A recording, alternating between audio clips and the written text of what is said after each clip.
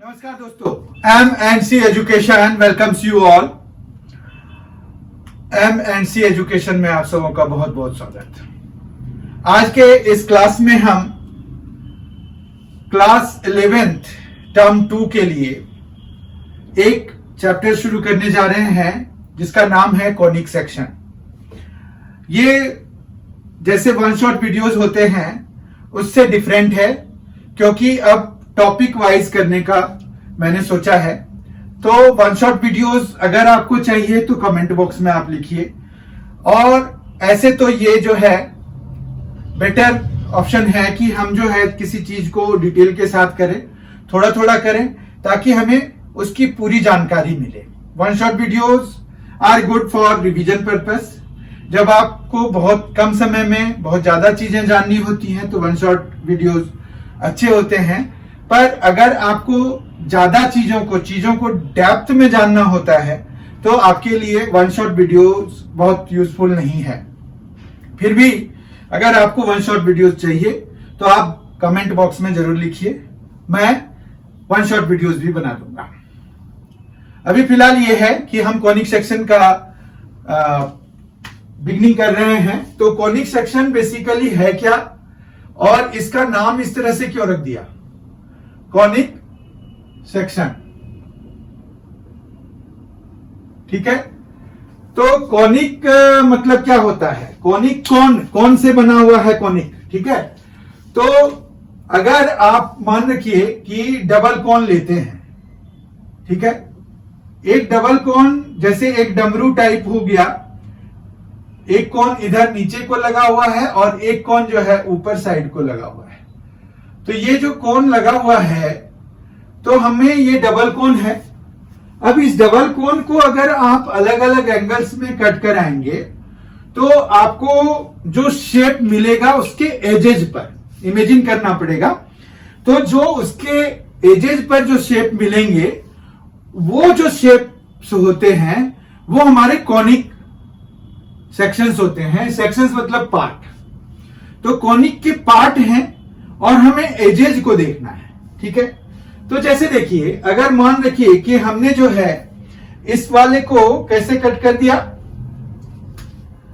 इसके मतलब हमारे पास अगर एक्सिस वाइज देखिए तो इस तरह से हम एक्सिस बांट सकते हैं इसके। ये एक एक्सिस ऐसे हम कर लें और एक एक्सिस ऐसे कर लें, ठीक है।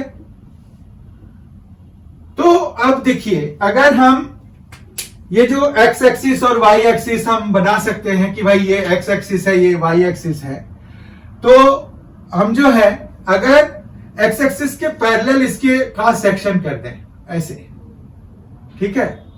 तो हम जब एक्स के अलोंग ऐसे एक्स के पैरेलल हम बनाएंगे तो हमारे पास जो ऊपर वाला शेप आएगा वो कुछ किस तरह का दिखेगा, वो दिखेगा इस तरह का। देखिए, ये हटा दीजिए आप। तो ये जब हटाएंगे तो आपके पास जो कटिंग होके बनेगा वो कुछ इस तरह का बनेगा, यहां पर ऐसे, ठीक है। तो ये एक सर्कल बना, सर्कुलर बना, तो हम इसको क्या कह देंगे, सर्कल कह देंगे, ठीक है। तो हम जो है कॉनिक सेक्शन में ये सर्कल आज करने जा रहे हैं। बाकी हमारे पास अलग अलग एंगल्स को अलग अलग एंगल्स में काट करके बनेगा, ठीक है। तो हम जो है इसको फिर से पूरा कर देते हैं। तो मान रखिए कि हम यहां पर ऐसे था, अब जो है क्या करना है, अब मान रखिए कि हमने जो है कटिंग कैसे कर दी, कटिंग कर दी इसके अलोंग या फिर इसके अलोंग। तो क्या होगा कि जैसे हमने यहां पर ऐसे कटिंग कर दी, इसके पैरेलल कर रहे हैं, तो ये कैसा सा दिखेगा हमें, तो ये दिखेगा इस तरह का, ठीक है। ये इस तरह का दिखेगा अगर आप इसको इसके अलोंग कटिंग करा देंगे तो ये जो है this is known as parabola. तो इस पार्ट को हम क्या कह देते हैं, ये जो है इसको हमने सर्कल कह दिया, ये हो गया पैराबोला। ठीक है, पैराबोला हो गया। और अगर मान रखिए कि हम जो है ना तो इस एक्सिस के अलोंग ना तो इस एक्सिस के अलोंग, जैसे ये एक एक्सिस है, ना तो इस एक्सिस के अलोंग ना तो इस एक्सिस के अलोंग ना ही अलोंग दिस, तो हम जो है अगर थोड़ा सा टिल्ट होके काट कर आए, मतलब इस तरह से कटिंग कराते हैं, तो हमारे पास जो बनेगा यहां पर, इमेजिन करिए इस एज को, तो ये कुछ ओवल टाइप का बनेगा, ओवल शेप बनेगा। तो इसको हम कह देते हैं इलिप्स। ठीक है, इलिप्स हो जाता है हमारे पास, ये इलिप्स बन गया।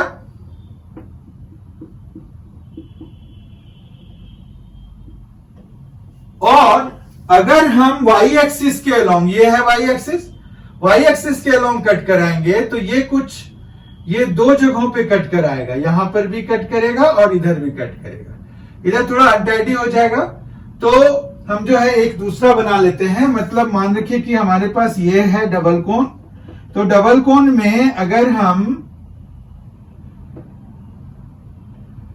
इसके अलोंग हम कट करा रहे हैं तो यहां पर एक कटिंग होगी ऐसे। ठीक है, अब एजेज को आपको वो इमेजिन करना है, तो ये कुछ इस तरह का दिखेगा और इधर भी ये कुछ इस तरह का दिखेगा। ठीक है, ये तो आप देखिए कि ये कुछ इस तरह का शेप बन गया कि एक इधर है ऐसे और एक इधर है ऐसे, तो इसको हम कह देते हैं हाइपरबोला। तो हमें कोनिक सेक्शन में इन सभी को पढ़ना है, सर्कल को पढ़ना है, पैराबोला पढ़ना है, इलिप्स पढ़ना है और हाइपरबोला पढ़ना है। ये कैसे बने हैं ये भी आपको अभी बता दिया गया।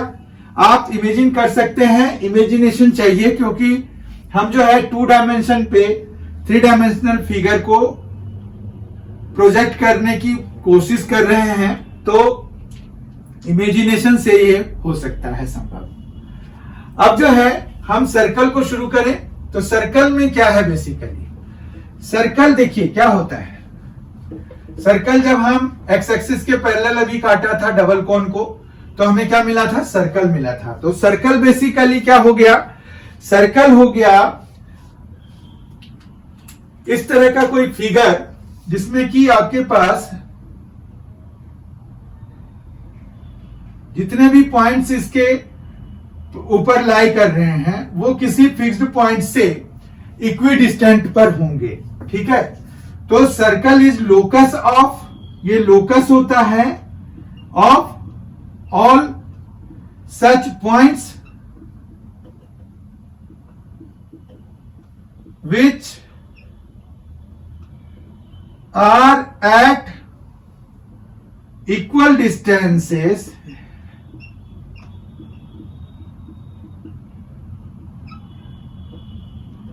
From a fixed point.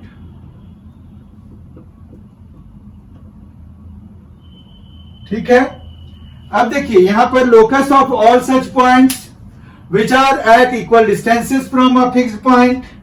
तो हमारे पास एक फिक्स्ड पॉइंट ये है, this fixed point is known as centre, और ये जो डिस्टेंस है, कोई भी पॉइंट यहां पर ले लीजिए या यहां पर ले लीजिए, इसका जो डिस्टेंस है, या यहां पर ले लीजिए इसका जो डिस्टेंस है, या इसका जो डिस्टेंस है, इन सभी को हम क्या कहते हैं, आर से रिप्रेजेंट कर देते हैं और इनको हम क्या कर देते हैं, रेडियस कर देते हैं। तो ये जो है क्या हो गया, जो फिक्स्ड डिस्टेंस है वो इक्वल डिस्टेंस जो है वो क्या कहला जाएगा, रेडियस कहलाया जाएगा, और रेडियस का प्लुरल होता है रेडियाई, और ये फिक्स्ड पॉइंट क्या कहलाता है, सेंटर कहलाता है। ठीक है, तो इस तरह से हमारे पास सर्कल डिफाइंड होता है। अब बात है कि इसका हम इक्वेशन कैसे बनाएंगे। इक्वेशन बनाने के लिए हम कोऑर्डिनेट ज्योमेट्री का एक बहुत ही इंपॉर्टेंट टॉपिक है डिस्टेंस फॉर्मूला, तो वो डिस्टेंस फॉर्मूले का यूज करेंगे हम। मान रखिए कि हमारे पास यहाँ पर जो सेंटर है वो HK पे लाई कर रहा है और हमारे पास जो पॉइंट है वो XY हमने ले लिया। कोई भी जनरल पॉइंट हम XY से ही डिनोट कराते हैं। तो ये रेडियस के बराबर है।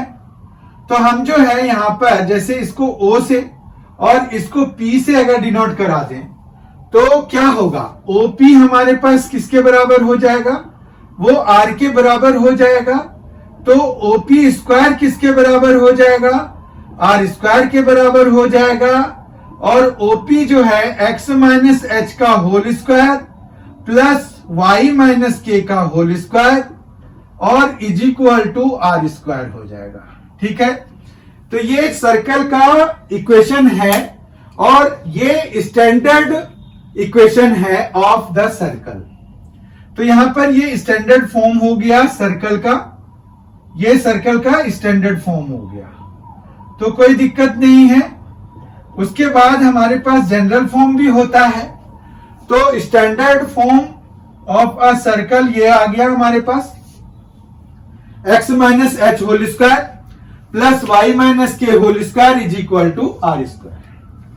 और एक जनरल फॉर्म होता है, वो क्या होता है, वो होता है जनरल फॉर्म के लिए, general form of a circle वो होता है x square plus Y square plus 2gx plus 2fy plus c is equal to 0।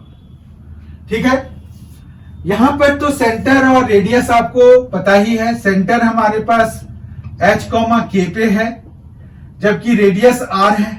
ठीक है, रेडियस जो है वो r के बराबर है, r यूनिट्स के बराबर है, वो चाहे जो भी होगा। यहां पर सेंटर जो होगा वो आप माइनस g माइनस एफ कराएंगे और जो रेडियस होगा वो root under of g square plus F square और माइनस c, तो ये हो जाएगा। ठीक है, तो इस तरह से हम जो है जनरल फॉर्म भी यूज कर सकते हैं और स्टैंडर्ड फॉर्म भी यूज कर सकते हैं। स्टैंडर्ड फॉर्म में कुछ चीजें हमें रिड्यूस करके निकालना पड़ेगा। अब जैसे देखिए कुछ क्वेश्चंस देखते हैं हम। मान रखिए कि हमें इक्वेशन निकालना है सर्कल का जिसका कि आपको रेडियस दिया हुआ है और सेंटर का कोऑर्डिनेट दिया हुआ है। ठीक है, तो हम कैसे निकालेंगे, तो देखिए बहुत ही आसान काम है। अगर आपको क्या क्या दिया हुआ है, यहां पर सेंटर दिया हुआ है मान रखिए -2 और 3 पे, जबकि रेडियस दिया हुआ है, radius is equal to 5 units दिया हुआ है। तो हमारा इक्वेशन ऑफ सर्कल जो होगा वो कैसे निकलेगा, तो सीधा सा x माइनस एच होता है तो माइनस और -2 तो +2 हो जाएगा। ठीक है, इसका whole square plus y minus 3 का होल स्क्वायर और इज इक्वल टू 5 का स्क्वायर। यहां पर ये माइनस था इसीलिए माइनस माइनस प्लस हो गया, ये प्लस था तो ये माइनस ही रह गया। तो ये रिक्वायर्ड इक्वेशन ऑफ सर्कल हो गया हमारे पास। पर इसको सॉल्व करके हम लिखेंगे तो x square plus 4x plus 4 plus Y square minus 6y plus 9 is equal to 25 हो गया। ठीक है, तो ये आ गया x स्क्वायर फिर प्लस वाई स्क्वायर फिर प्लस 4x फिर माइनस 6y और फिर ये 13 हुआ, उधर से 25 आके -12 बना देगा और 0 हो जाएगा। तो ये हमारे पास क्या आ गया, ये आ गया इक्वेशन ऑफ सर्कल जिसका कि सेंटर -2, 3 पे है और रेडियस 5 यूनिट्स का है। तो हमने ये फॉर्मूला लगाया x minus h whole square plus y minus k whole square is equal to R square. तो ये तो आपको अच्छे से समझ में आ गया होगा, कोई दिक्कत नहीं है। अब मान रखिए कि आपको एक सर्कल दिया हुआ है और आपको कहते हैं कि इसका सर्कल का इक्वेशन दिया हुआ है और कहते हैं कि आपको जो है इसका सेंटर निकालिए और रेडियस निकालिए। तो हम एग्जैक्टली इसमें उल्टा काम करेंगे। क्या करेंगे, x square plus Y square plus 4x minus 6y minus 12 दिया हुआ है और आपको कहते हैं कि find the centre and radius of the equation, ठीक है, तो इक्वेशन ऑफ द सर्कल। तो हम जो है इसमें फिर ऑपोजिट काम करेंगे। ऑपोजिट काम क्या होता है? ऑपोजिट काम यह हो गया कि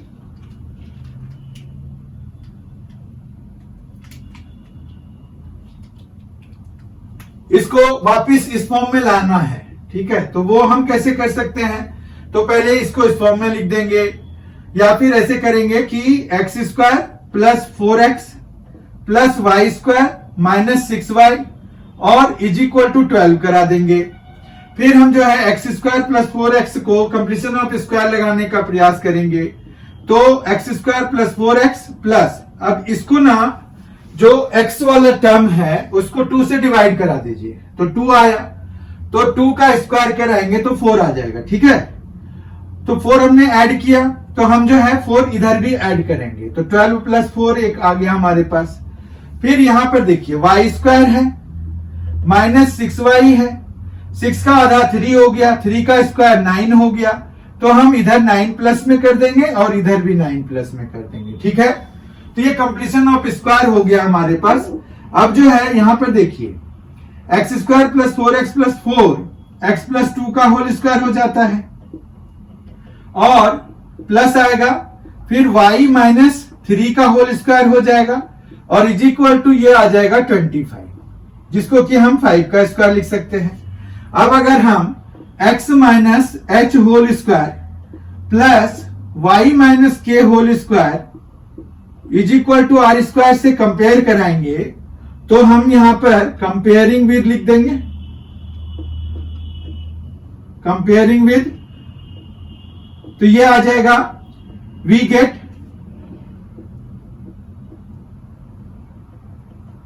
h इज इक्वल टू -2 हो जाएगा। देखिए x माइनस h है, यहां x प्लस 2 है, तो minus h is equal to 2, तो h is equal to -2, k is equal to, ये दोनों ही माइनस में है तो 3 and r is equal to 5। तो यहां पर देयरफॉर सो सेंटर जो है उसका कोऑर्डिनेट क्या हो गया, -2, 3 एंड रेडियस जो है वो 5 यूनिट्स का हो गया, ठीक है। तो आई होप कि आपको ये समझ में आ गया होगा कि how we approach these questions. आपको ये क्वेश्चन ऑब्जेक्टिव टाइप में भी पूछ सकते हैं, सब्जेक्टिव टाइप में भी पूछ सकते हैं। और अगर हम यहां पर जनरल वाला फॉर्म लगाते तो क्या होता?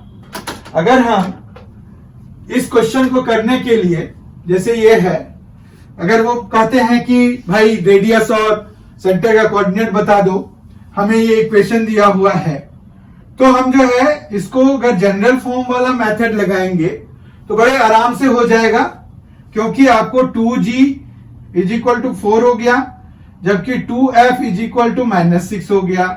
तो यहां पर से g इज इक्वल टू 2 आ गया और f इज इक्वल टू -3 आ गया, ठीक है। और c हमारा कितना है? c है -12, ठीक है। जब हम इसको कंपेयर कराएंगे X square plus Y square plus 2gx plus 2fy plus c is equal to 0 से, तो हमें ये सारी चीजें मिल जाएंगी। तो हमें जो है सेंटर का कोऑर्डिनेट यहां पर होता है -g -f, तो इससे ये मिल गया हमारे पास -2 और 3, ठीक है। और रेडियस हमारे पास क्या होता है उस केस में?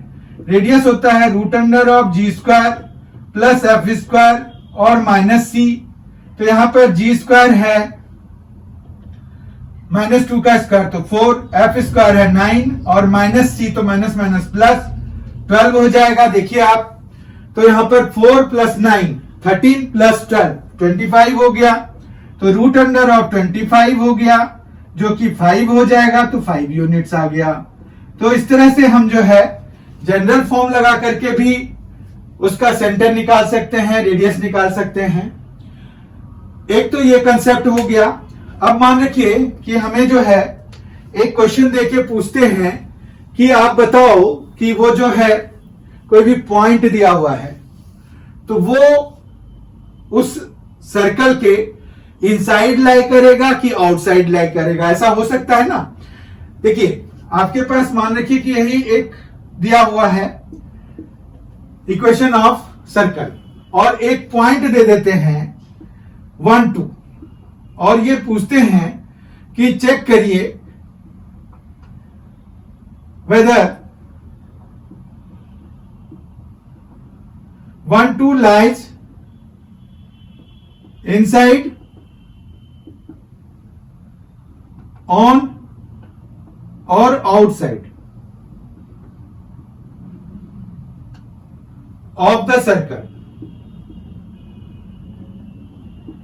तो क्या हमें निकलेगा, मतलब हमें इस सर्कल के कंपैरिजन में पता करना है, इस सर्कल के कंपैरिजन में पता करना है, दोनों एक ही है, कि ये कहां लाई कर रहा है। तो उसके लिए हम क्या करेंगे, हम जो है ये 1 2 कोऑर्डिनेट जो है इसमें डाल देते हैं, किसमें, एक्स स्क्वायर जो भी इक्वेशन दिया हुआ है तो उसमें आप जो है डाल दीजिए वो जो कोऑर्डिनेट दिया हुआ है, जो पॉइंट आपको चेक करना है उसका।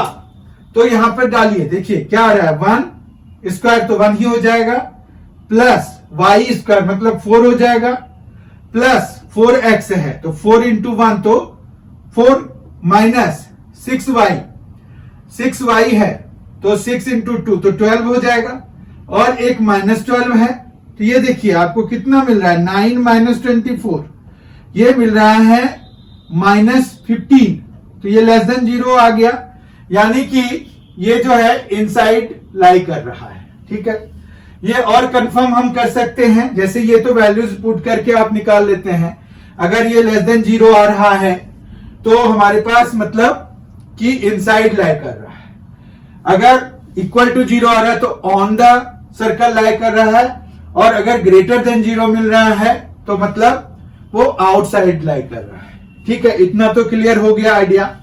अब जो है अगर हमें मान रखिए चेक ही करना है तो हमें सेंटर भी तो पता ही है, -2 और 3, तो हम जो है सेंटर से इस पॉइंट का डिस्टेंस निकाल लेते हैं, वो हो जाएगा -2 -1 तो -3 का स्क्वायर 9 प्लस 3 -2 1 का स्क्वायर 1, तो ये आ गया 10। ये डिस्टेंस निकाल रहे हैं तो रूट अंडर यूज करना पड़ेगा, 10 है, रूट अंडर 10 जो है वो इसके रेडियस से जो कि 5 है उससे छोटा है ना, root under 10 is less than 5 से छोटा है, इसके रेडियस की लेंथ से छोटा है, तो इसका मतलब है ये पॉइंट जो है, ये वाला पॉइंट इस जो सर्कल दिया हुआ है उसके अंदर ही कहीं पर लाई करेगा, मतलब ये सेंटर है -2 3 और इसका डिस्टेंस चूंकि रेडियस से ज्यादा नहीं हो पाया तो ये कहीं 1 2 यहां पर लाई करेगा, तो इनसाइड लाई करेगा क्योंकि ये रेडियस से छोटा है। रेडियस से छोटा होगा तब होगा जब आप वैल्यूज डालेंगे और वो लेस देन 0 आ जाएगा, अगर रेडियस के बराबर होगा तो इक्वल टू 0 आ जाएगा। ये जो वैल्यू हमने डाला था इसमें, किसकी, जो हमें चेक करने के लिए दिया हुआ जो पॉइंट। ठीक है, एक और सिचुएशन देखते हैं हम, जिसमें कि आपको ये पॉइंट जैसे ये दे दिया, रेडियस नहीं दिया आपको, वो क्या दे देंगे आपको कि एक पॉइंट दे देंगे जो कि उसके सरकमफेरेंस पे लाई कर रहा है, तो उस केस में हम कैसे करेंगे, मतलब ये कि आपको जैसे एक सेंटर तो ये दिया हुआ ही है और आपको एक पॉइंट दे देंगे जो कि सर्कल पे लाई कर रहा है कहीं पर। ठीक है, तो हम जो है मान रखिए कि ये एक पॉइंट है ही, एक सेंटर है और हमें पॉइंट दिया हुआ है कि पासिंग थ्रू द, मतलब आपको कहेंगे कि form an equation of a circle whose centre is -2 3 and passing through सब पॉइंट जैसे 3 4 से पास कर रहे हैं, तो आप कैसे बनाओगे। तो देखिए बड़ा सिंपल सा केस है ये, उसमें क्या है कि आपके पास यहां पर एक सर्कल बनाना है जिसका कि सेंटर आपको -2 3 दिया हुआ है और एक जो है पॉइंट है ये 3 4। तो हम ऐसा ना कर लें कि अगर हम इन दोनों के बीच का डिस्टेंस निकाल लेंगे तो हमें जो है मिल जाएगा रेडियस। ठीक है, तो रेडियस मिल जाएगा और उसके बाद सेंटर है ही हमारे पास, तो हम इक्वेशन ऑफ सर्कल निकाल लेंगे।